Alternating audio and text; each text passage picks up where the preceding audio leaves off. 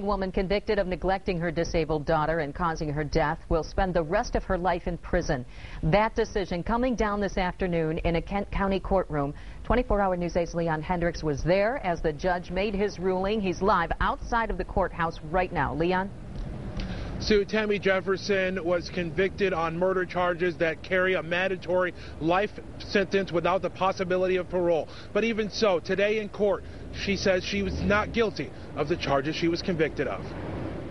Dressed in blue stands a woman convicted of killing her own daughter. Investigators said Tammy Jefferson neglected her 21-year-old disabled daughter, Taryn, causing her death. Twice abused, court records show Taryn's disability was caused after she was shaken as a baby. A medical examiner found her death was caused by a head injury. The examiner said malnutrition and bed sores also contributed.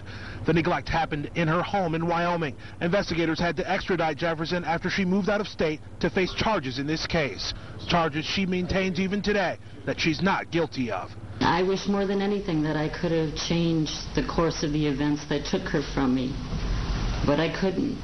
And that's a heartbreak that I'm going to have to live with for the rest of my life. God knows my heart. He knows the truth. And I am not guilty of these charges that I'm being sentenced for here today.